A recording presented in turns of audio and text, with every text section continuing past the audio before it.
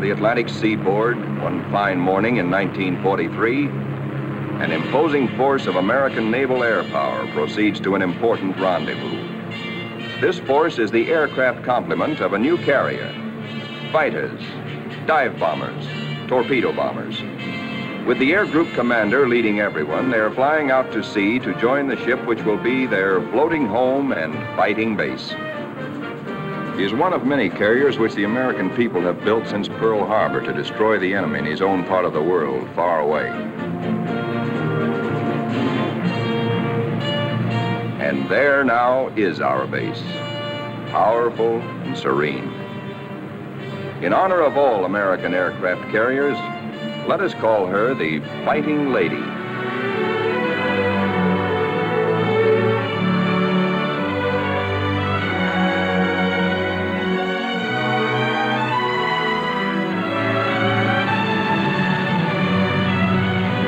Against a good solid wind with their tail hooks down, our planes come into the broad flight deck of their new home.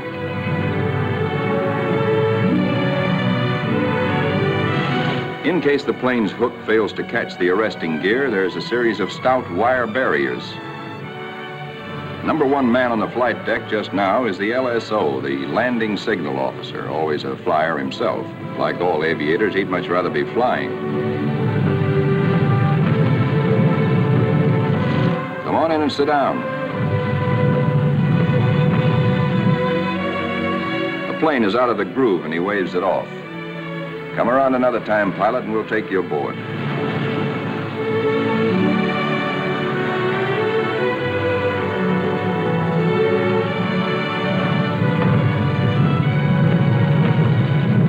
When planes land, they taxi quickly forward out of the way. Later, they'll have to be shifted to the stern and rearranged in proper position for takeoff. This is called respotting the deck. Here is our skipper, Jocko, a veteran Navy flyer, Annapolis, 1917. He is not impressed by our earnest efforts, nor the flight deck control officers. The skipper calls all hands together and gives us a piece of his mind. We'll never be ready for combat unless you flight deck crews learn right now to work as a team. Don't you men realize that before long we'll be in dangerous waters? That's too slow. Bear a hand.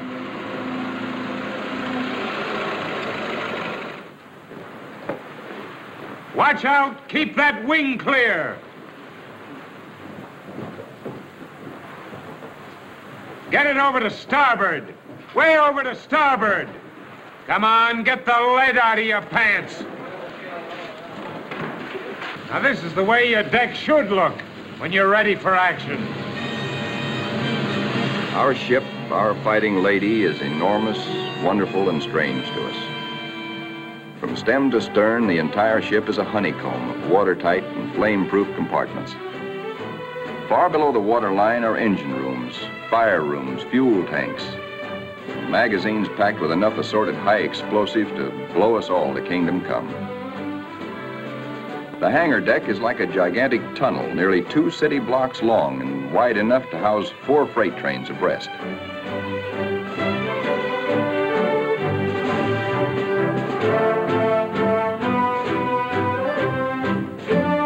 It'll take us a week, a month maybe, to learn our way around.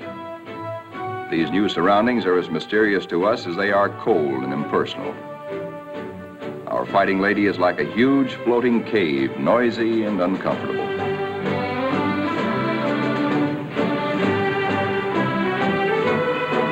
Elevators as big as a tennis court carry us topside to the flight deck. The great superstructure rising amidships is called the island. This is truly the ship's nerve center, its fighting brain. 85% of us who make up the fighting lady's family are volunteers in this war and have never been to sea before. We learned our jobs theoretically in intensive training ashore. A very short while ago, we were high school boys and college kids, or bank clerks, or farm hands, or factory workers. Now we are blue jackets and Marines, all members of a naval combat team nearly 3,000 strong. In our multitude of new tasks and duties as a team, we're very green, but curiosity and comradeship and the instinct of self-preservation are great teachers.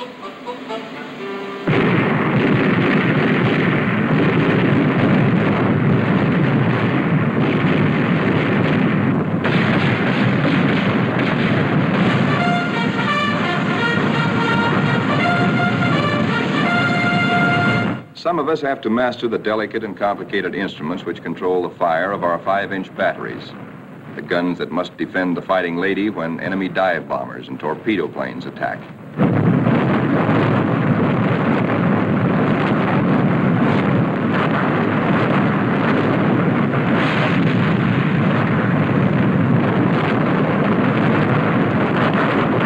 We train and train to learn our stuff and earn our E for efficiency.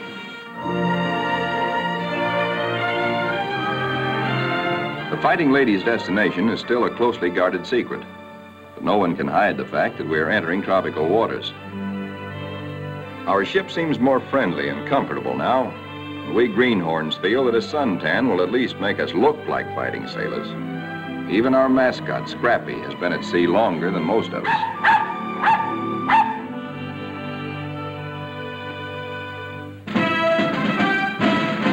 Some of the mystery that has been hanging over us is lifted when we enter the Panama Canal.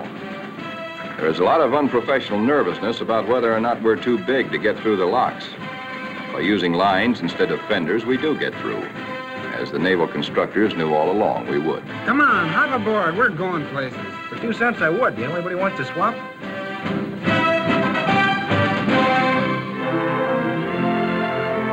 Now we stand out into the Pacific, and life aboard settles down into monotony. Here are our aircraft pilots, officers all. Ship's company call them the glamour boys. They are the men who fly and fight our planes. All the efforts of all the rest of us are concentrated on putting these people into the air and getting them back again. Most of us are hiding a certain amount of nervousness and anxiety, for many of us are Johnny-come-latelys, reserve officers who only recently learned to fly at Corpus Christi and Jacksonville. Others among us are specialists who trained at Patriots Point, Rhode Island. Reserves are called by the regulars, in a friendly way, 90-day wonders. In return, the Annapolis regulars are called the trade school boys. But whether Quonset or Annapolis, all are bound together in the fraternity, the close fellowship of Navy men.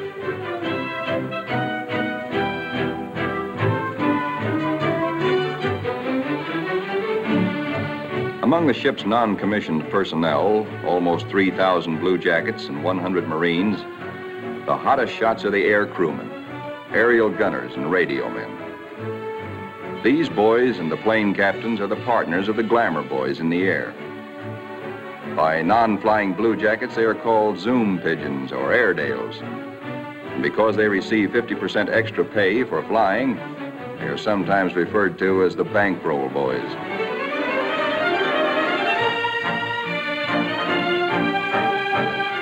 Everybody aboard ship backs up the flying group. This requires the efforts of all manner of people. Many of the jobs are far from glamorous. All the little tasks and services you find along Main Street must be performed by some members of our carrier's crew. For though the Fighting Lady is a powerful ship of war, she is also a sizable American community whose population must be supplied with all the necessities and some of the comforts of home. Doc Sorensen, the pharmacist mate, is just like a village druggist. And next door is our hospital called Sick Bay. It has only a few patients now, but soon it is to be filled with our wounded. Men like these who perform the humble jobs that make life aboard a fighting carrier more bearable, the barbers and the cobblers, are seldom mentioned in communiques. They all have a place in our fighting team. Weeks pass. Now we are far out into the Pacific, which is a very considerable body of water. Monotony shuts down on us between our duties. Guessing where we're bound is still our chief pastime. Will we put into Pearl? Are we going to Iron Bottom Bay? Or maybe even to the Aleutians? All such gossip and rumor are called scuttlebutt or drinking fountain conversation.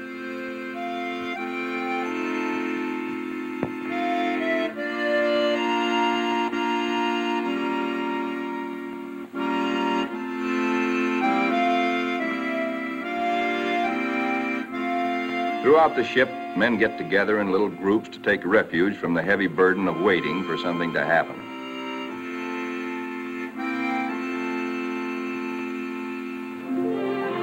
And then one day, out of nowhere, comes a fast fleet tanker, and we're refueled at sea. This tells us something. This tells us that we are not going to Pearl or any other land base for a long, long time.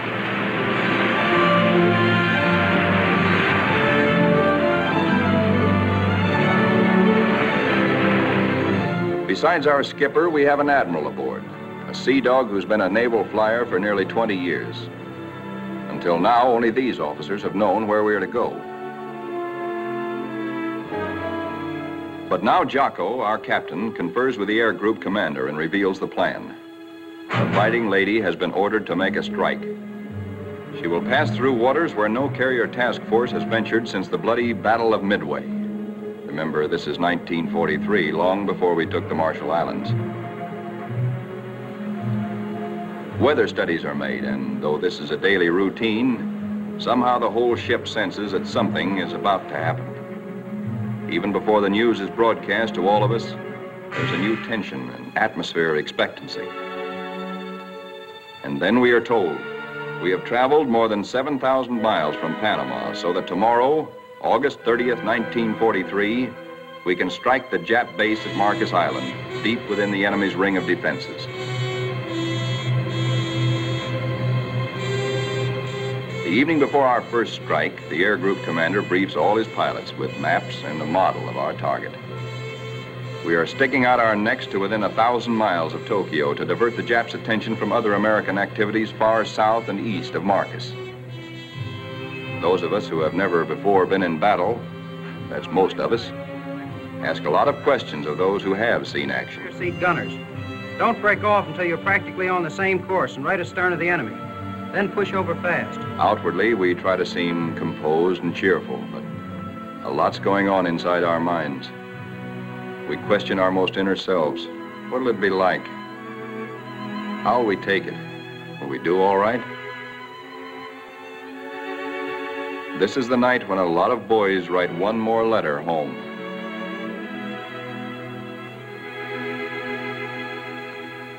Among those playing acey-deucey in the wardroom is a chubby 23-year-old from Eureka Springs, Arkansas, Lieutenant E.T. Stover, nicknamed Smokey. That's he sitting on the far right. Having flown 50 missions at Guadalcanal, Smokey has been ordered to take a rest. He'd much rather be flying. Before dark on the eve of battle, our planes are loaded with bombs and gas. So that each plane will be in its precise position for a speedy takeoff, we spot and respot our deck.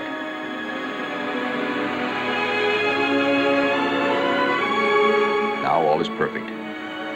We will strike at dawn. And now, GQ, General Quarters.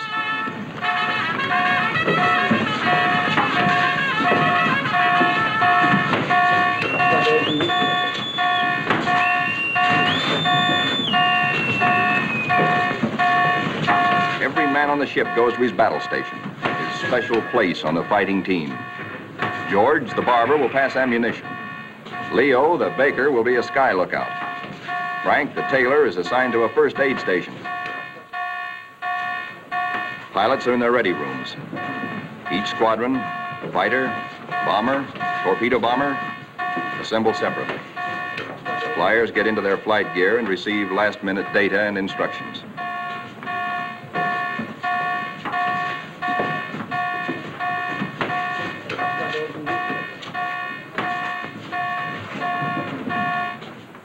On the flight deck, our first battle dawn awaits us.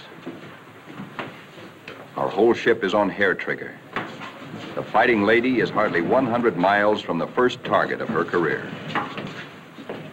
These last few minutes before the order for our first action are the toughest time of all.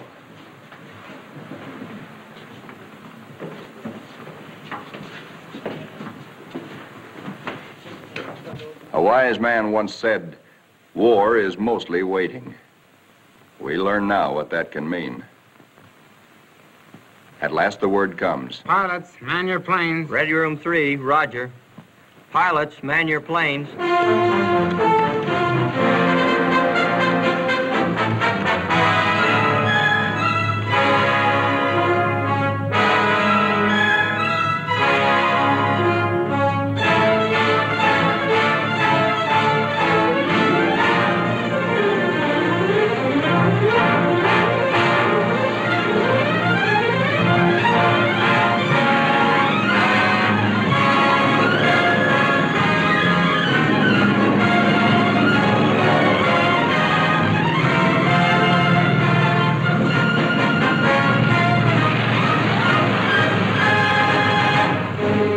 Fighters take off first to form cover aloft for the other squadrons. Then the bombers, heavy laden with destruction.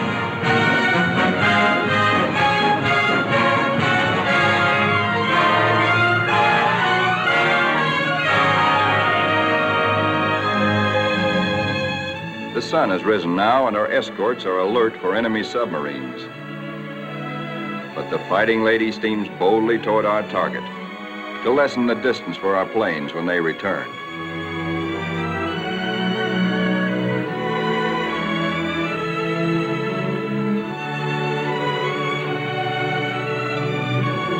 The radio plotting room is the electric eye and ear by which the Fighting Lady detects and keeps tab on all planes and ships for miles around us. Smokey, the fighting ace from Arkansas, has been put in charge of this room for our big day. Hunched among his assistants, Smokey is like a super quarterback on a super football team. He is in constant touch with our entire air group.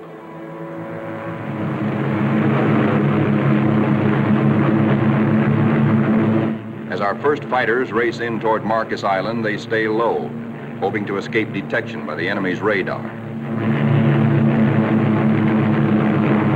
Then they climb suddenly and dive. A surprise strafing attack on the enemy's airstrips. These red balls floating up at us so lazily are anti-aircraft fire.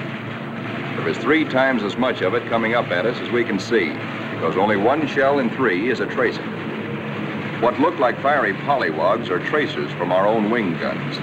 The Yak-X is much heavier than expected, but through it we go to knock out enemy bombers on the ground.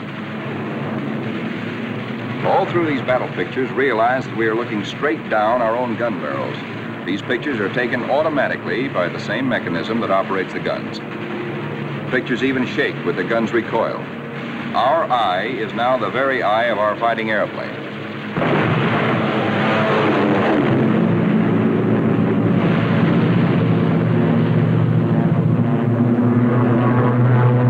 The enemy's picket boats and supply ships offshore are thoroughly strafed. No longer will these craft bring rice and sake and munitions to Marcus.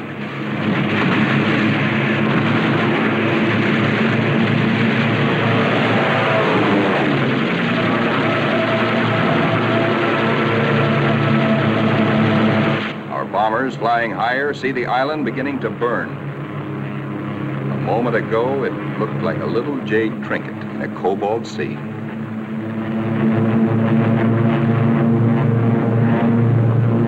As the fighters and bombers swing victoriously away from Marcus Island, towering columns of smoke show the thorough job our boys have done. Back aboard ship, Smokey is tracking the flyers with care to be sure that none is missing and that no enemy planes are trying to follow them out to our fighting lady.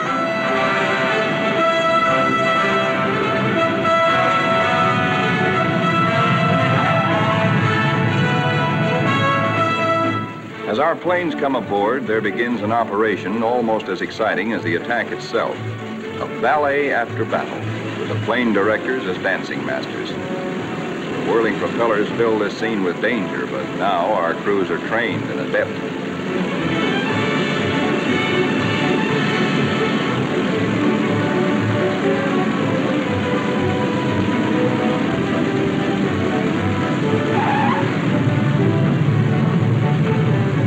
The landing signal officer performs an eloquent adagio on the fighting lady's stern,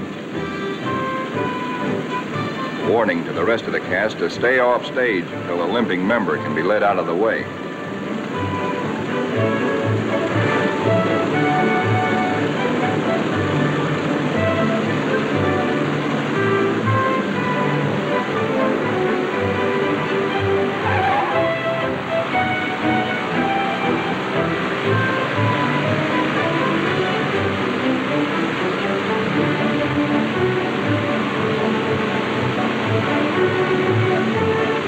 Pilots go below to report to their combat intelligence officers. They have hot news, good news. They tell what they saw and did, how many rounds of ammunition they fired, how many bombs they dropped, what they hit, what they noticed at the target that was new and different or that may need hitting again. As the reports are added up and our combat photographers develop their pictures, the story becomes better and better. Every single Jap bomber on Marcus has been destroyed. 80% of the shore installations blasted or set afire. Hangars, radio stations, gas dumps, ammunition dumps. Marcus is now a lovely mess. In the radio plot, Smokey's worried. There are planes still up there and he's wondering about them. They are ours, though, delayed by battle damage. Landing a shot-up plane on the carrier is a crucial test of how well-trained, how alert and steady a naval flyer is.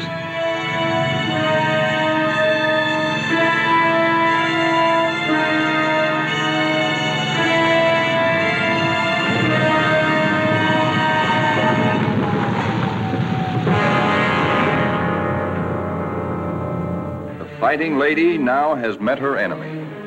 In the wardroom, the pilots who this morning felt new and nervous now talk like veterans. We have been baptized by fire and have survived nicely. We of the fighting lady are growing up.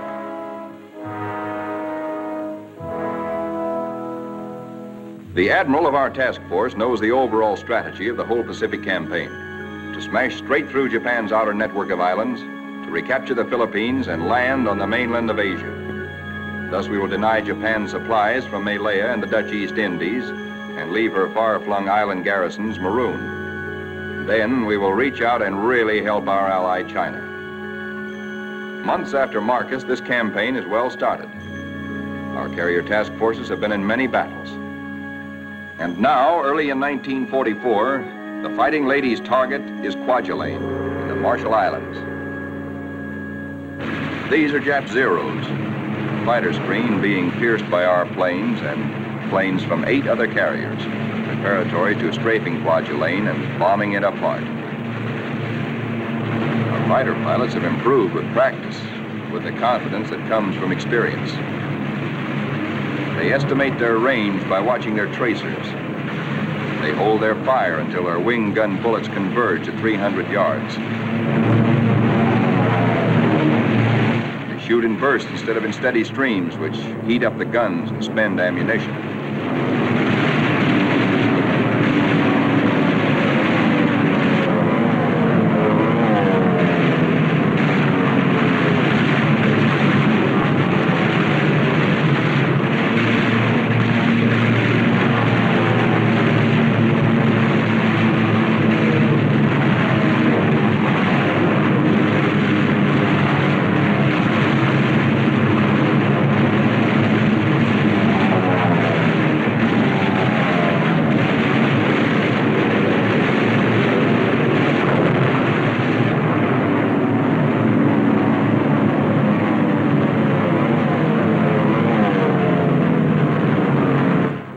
have Kwajalein burning very satisfactorily.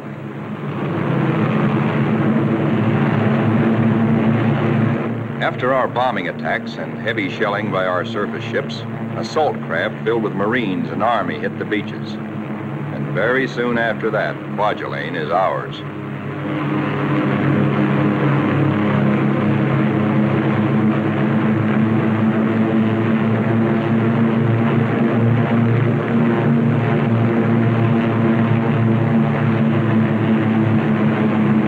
Right after Kwajalein, word comes to our admiral that at Truk, Japan's huge and secret naval fortress 1,400 miles to the west, there apparently are some heavy units of the Japanese battle fleet.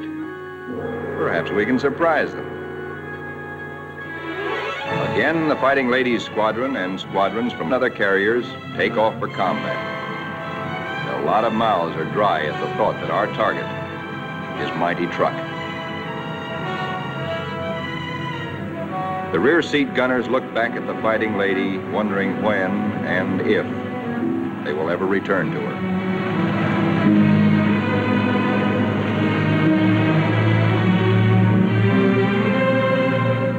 All that we know about Truk, we know from a few photographs taken by some nervy Marines on reconnaissance just 18 days ago.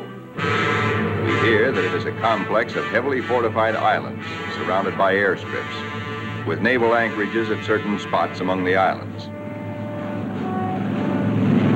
For the next 2 days, more than 1,000 of our carrier-based planes are going to sweep in on Truk in relays. The planes appear to float gently off our bow. Actually, their airspeed is a good 70 knots. Diving in on Truk, we again turn on our guns and their synchronized cameras. Truk's defenders are aloft and we smack them hard.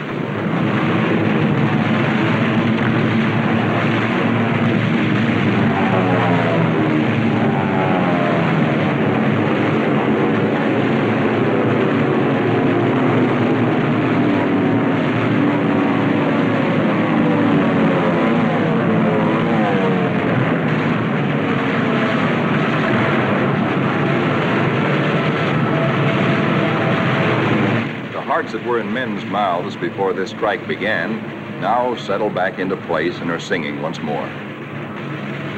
There's something really grand, something historic about diving in here on this place which Japan has been building and guarding jealously from all the Japanese eyes for 20 years.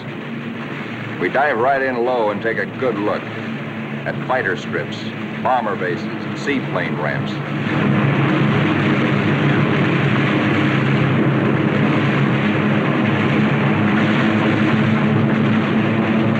In an almost vertical dive, the pilot may black out or go blind for a moment when he pulls up and out at the bottom, but the camera won't black out.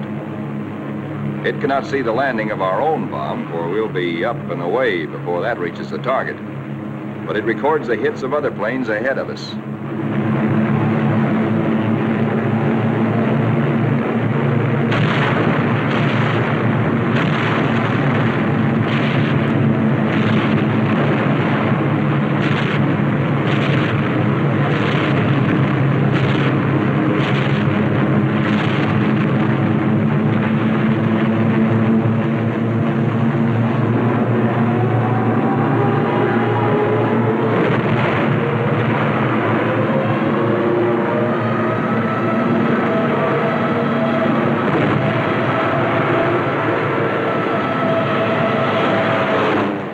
Find the Jap fleet here, but most of it's gone.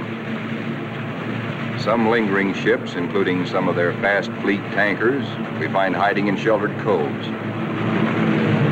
The vessels which we are now strafing are other fleet auxiliaries, rice boats, transports, and ammunition ships.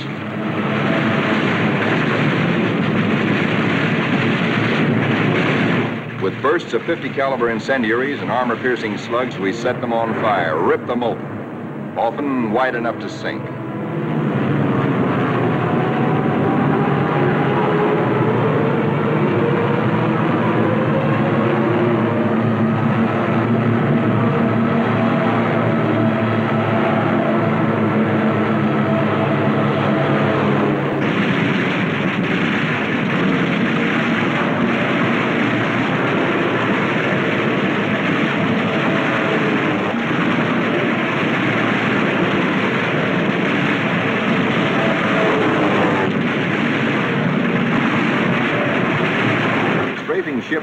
TNT is not very healthy for pilots who dive too low.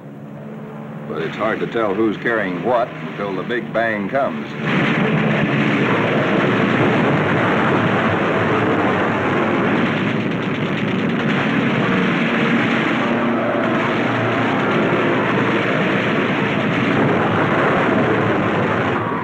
Returning to the deck at 130 miles an hour with a flap shot away, all a pilot can hope to save is his own skin. Here comes our new air group commander. He's had a bit of trouble. His windshield is blotted with blood and he has to feel his way aboard. Strafing at low altitude, he took a 40-millimeter anti-aircraft burst right in the face. More than 200 wounds and his plane a sieve. But he'll live to fly again. Some planes will not return, but others come back and land somehow, anyhow. Considering the toughness of Truk, our losses are astonishingly light. No time is lost getting casualties below.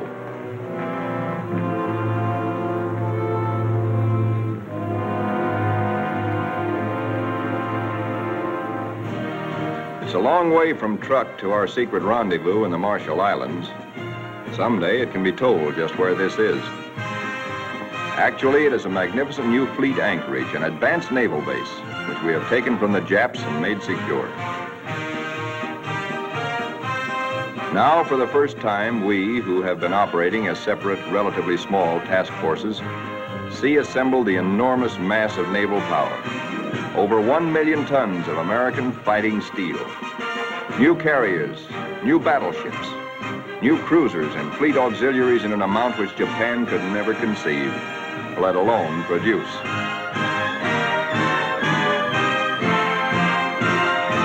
That we are able to maintain supply lines over the vast distances of the Pacific is one of the miracles of this war. In the comforting presence of so much power, we relax and refresh our battle-strained nerves. Push my head under. Hey, Benny, when you gonna die? Got you to swim, hey! Hey, God, Benny. Boy. Our ship's post office now does really big business. Letters for us at last from home. Letters from us to friends and families. Our censors know our collective mood, our central hopes and thoughts. The stuff is really getting out here now. I can't tell you much about it, but oh boy. And the more we get, well, the sooner I'll be seeing you. All hands are called together. Our old skipper, Jocko, has been promoted admiral. Our new one's name is Dixie. Men, as soon as I finish talking, we are getting underway. Our fighting lady is now part of what is designated Task Force 58. As you know, our final destination is a place called Tokyo. We'll have to fight hard to get there, but when we drop our hook at Yokohama, I'm going to throw a party. All hands are cordially invited.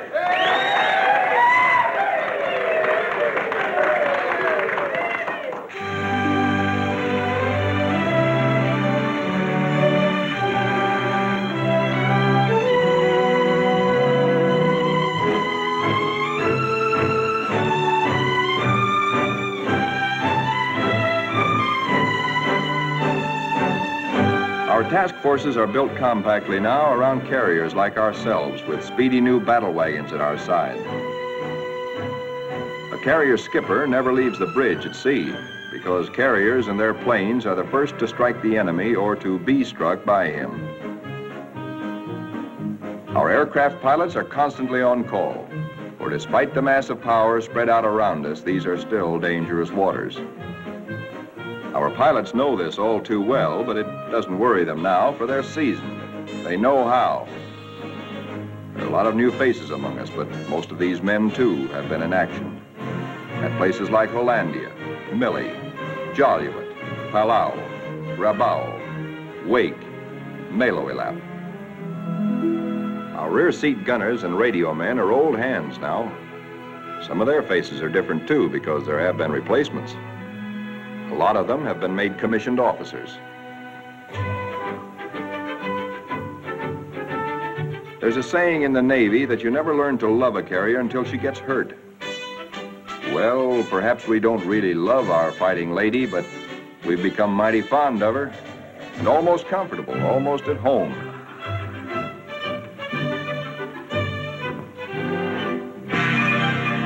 Occasionally, our shipboard movies bring us that one thing we crave the most, one touch of something utterly American, one deep breath of home.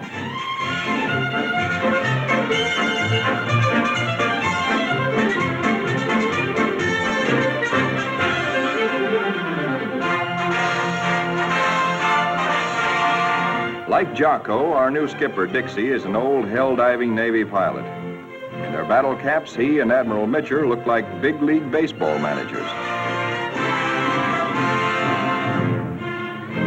Northwest we steam, and never before in history has an ocean borne such a weight of naval power.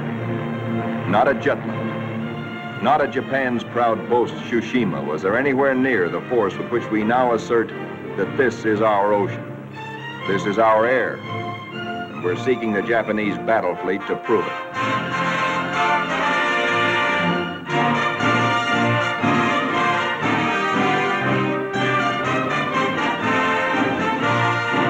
With our cruisers and our biggest new battle wagons present, we are strong enough to hope, really to hope, that we may provoke the Japanese fleet into accepting a fight.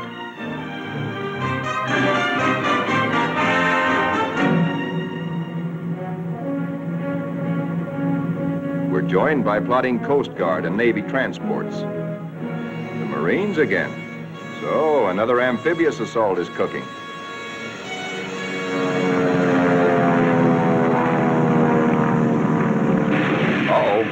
Our patrols have spotted an enemy search plane and are after her. She's a big bird. A 20-ton, four-motored Kawanishi seaplane, the kind we call Emily's.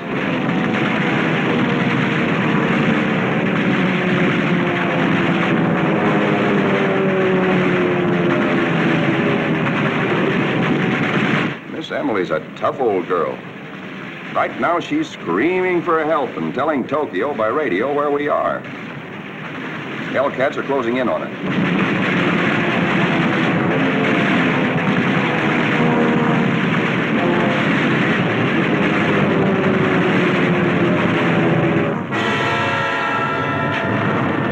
So long, Emily.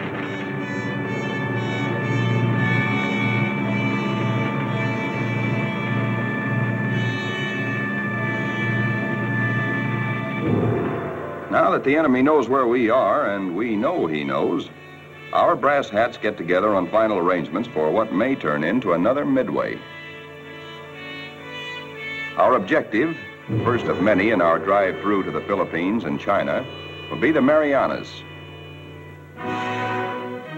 In battles just ahead of us, we are to make good use of a multitude of weapons, special devices, and techniques which have been evolved through the 30 years since the U.S. Navy first took to the air.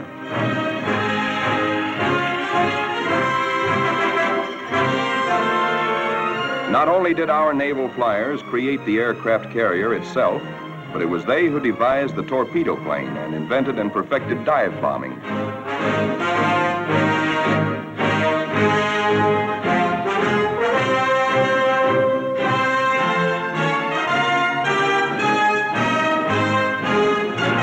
Disposed about our flight decks so that planes can be quickly armed are all manner of death-dealing objects. 500, 1,000, and 2,000-pound bombs. We have torpedoes and incendiaries, and the kind of anti-personnel bombs we call daisy cutters.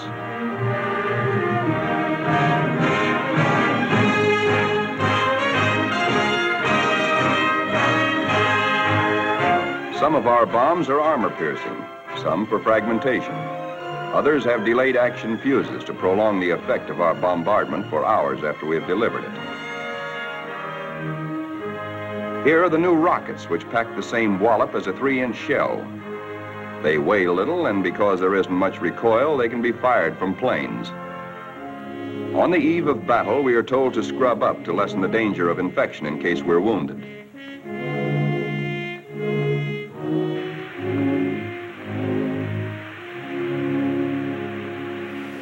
As well as our bodies, most of us prepare our souls.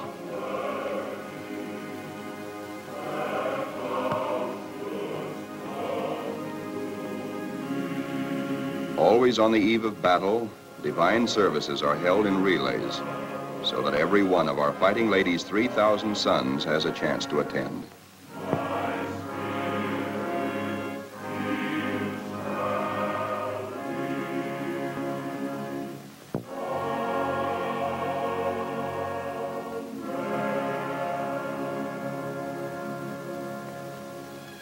As the eve before battle lengthens, there is the usual waiting. Again, we're reminded that war is mostly waiting.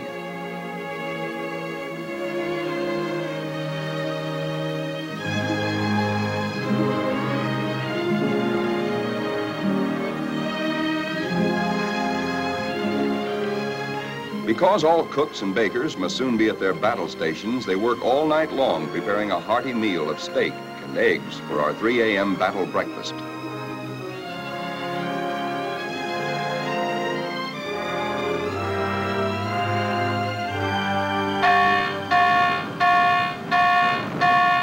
We are being attacked.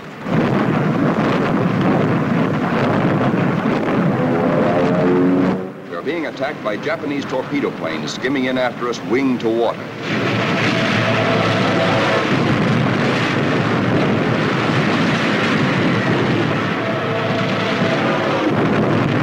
All they want is one hit on our flight deck. We have nearly 90 planes fueled and loaded with bombs, ready for the takeoff.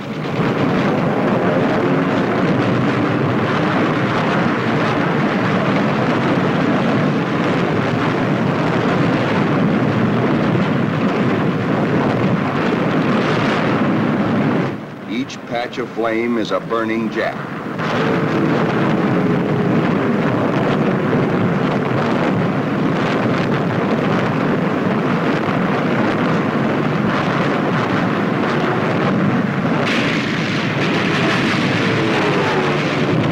In this surprise attack, 19 Japs are polished off by our ship's batteries.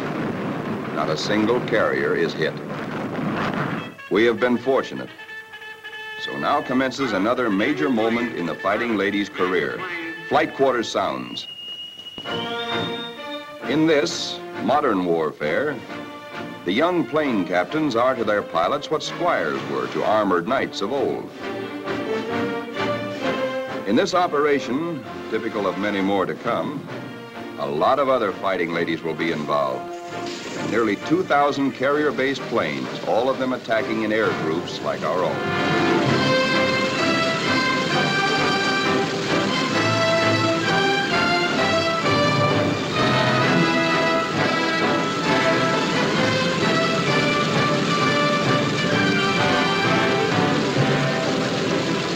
From now on, we tighten our belts and steady our hands as our Navy makes progressively bigger attacks nearer and nearer the heart of Japan.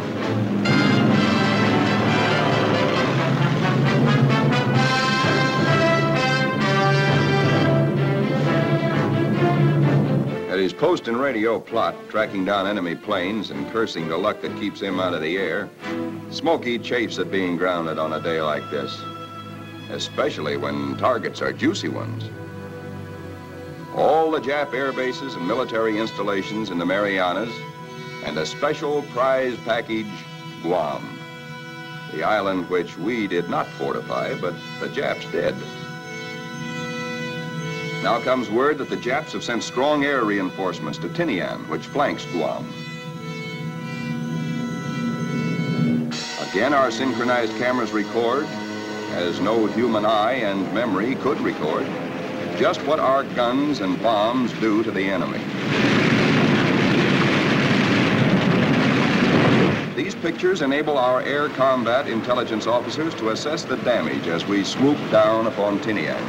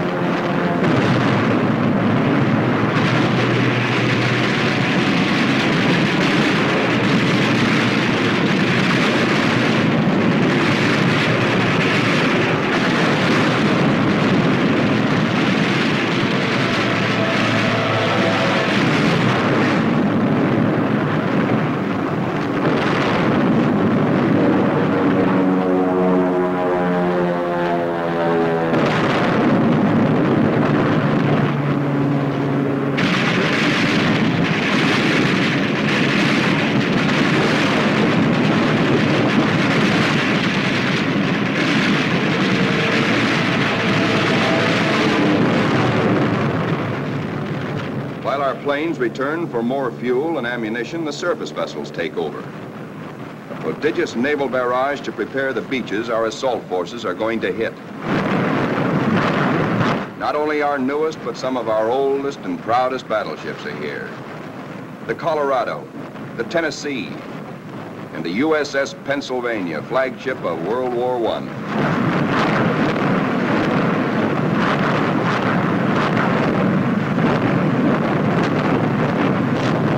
Winging home to the Fighting Lady, several of our planes, crippled, make a game attempt to land.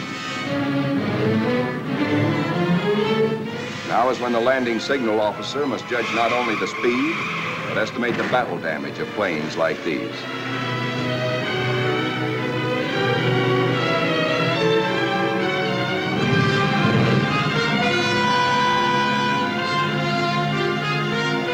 And flight deck emergency crews, firefighters, rescue details, and medical corpsmen exhibit almost incredible courage.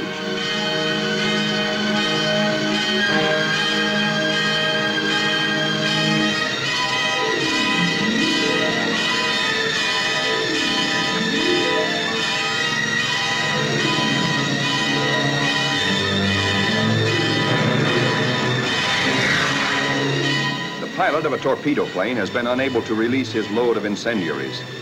Burning thermite is spilling out at incandescent heat. In the plane's tanks remain about 75 gallons of high-octane gas. The men who brave this danger to save pilot and crew deserve every citation they get.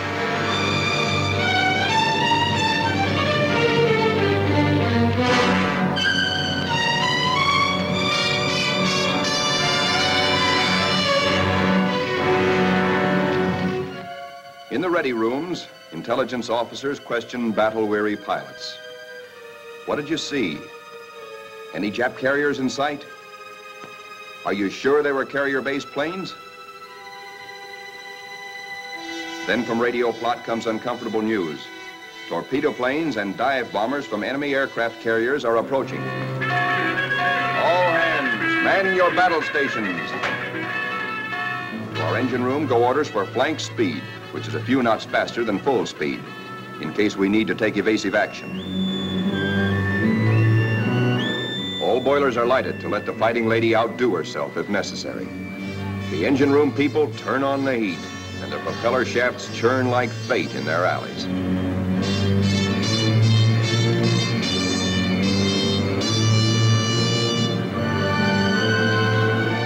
The Fighting Lady leaps through the sea on her guard.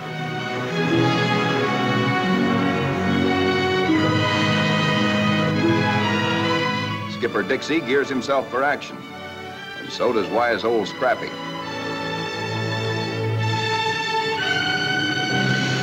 And now, here they come.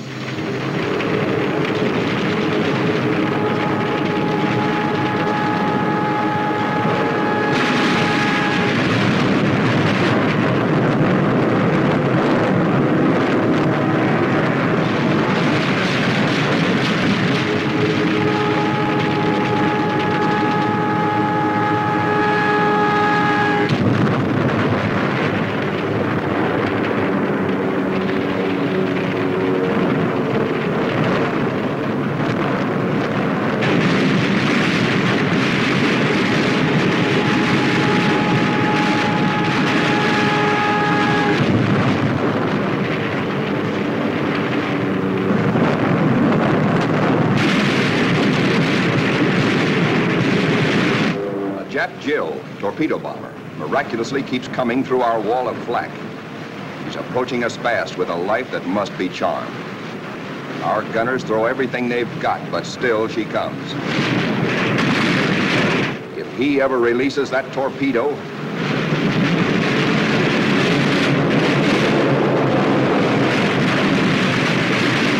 she missed us.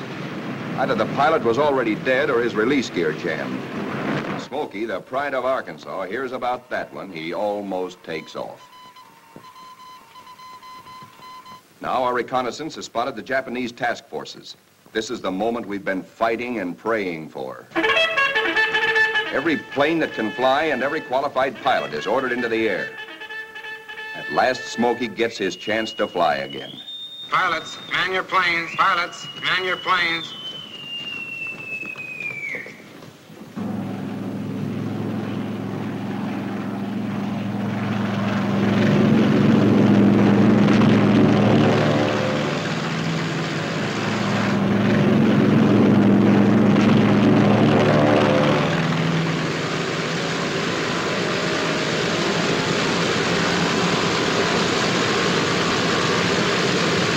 Philippine trade wind is tearing down our flight deck. Our planes strain forward to rise into it. Our entire air group thunders out behind the group commander. Now our fighters run into a smoke Jap fighters, mostly Zeros, sent up to intercept our attack on the Japanese fleet. A mad aerial scramble begins, which the boys to this day still call the Marianas Turkey Shoot. 369 Jap planes are shot down in this single day, to our loss of 22. Japanese plane makers have sacrificed strength and firepower for agility. Their planes disintegrate quickly when you hit them. They have no armor plate, as ours have, nor are their gas tanks self-sealing.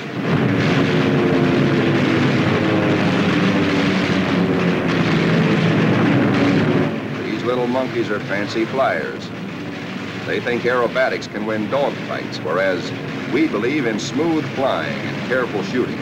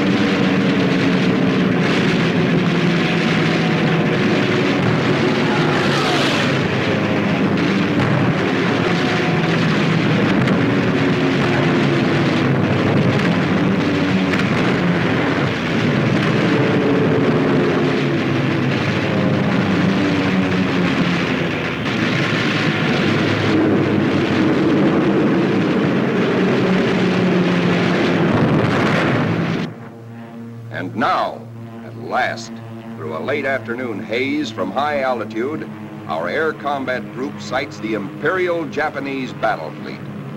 These are the first pictures ever taken of a great enemy naval formation like this.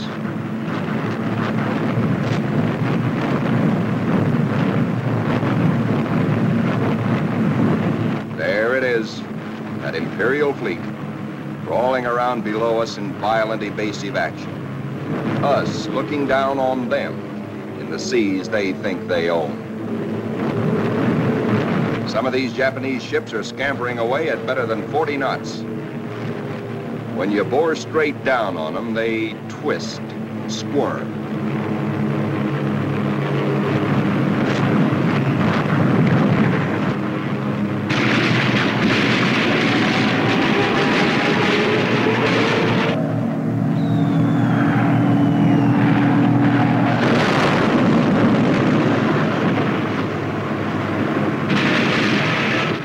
A big destroyer at the bow, hoping to shoot out his bridge. And he shoots back plenty.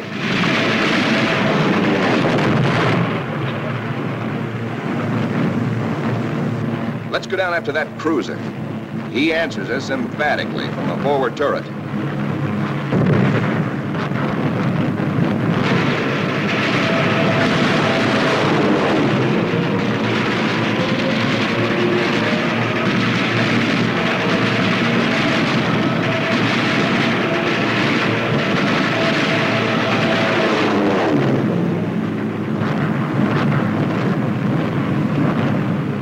A 25,000-ton Jap carrier of the Hayataka class is going to get it. Watch 5 o'clock in the camera, the lower right-hand corner of the screen.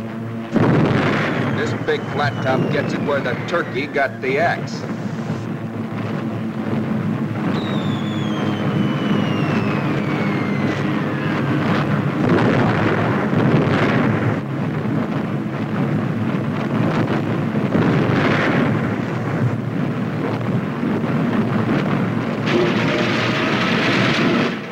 off some of these babies. Just watch this one. And now we come home from the Battle of the Philippine Sea. 17 Jap warships have been sunk or severely damaged. Several of our returning planes have been badly shot up. A dive bomber comes in out of gas. He pulls off to starboard, but noses over because his wheels are down.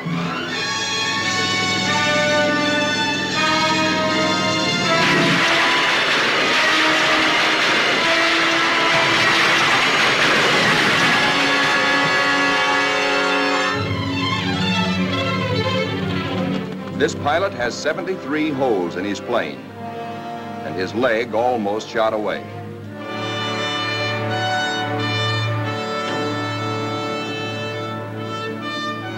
To clear the deck for other planes, number 30, badly damaged, is jettisoned, given the deep 6.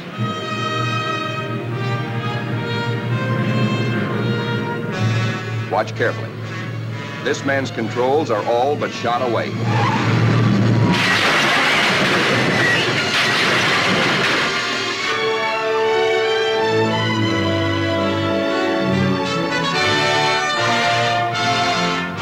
He steps out of it, smiling.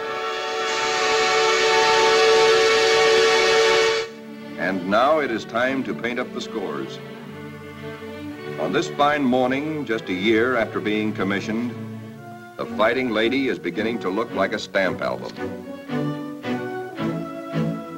She has done her share, amassing Task Force 58's grand total of 757 Jap aircraft destroyed in a 2-week turkey shoot.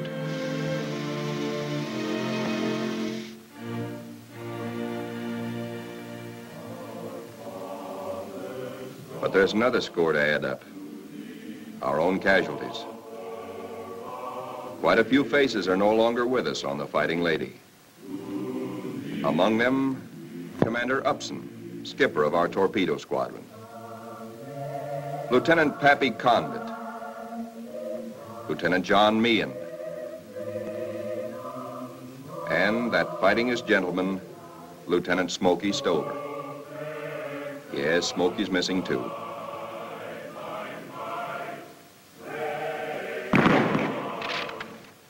Salute them under their country's flag.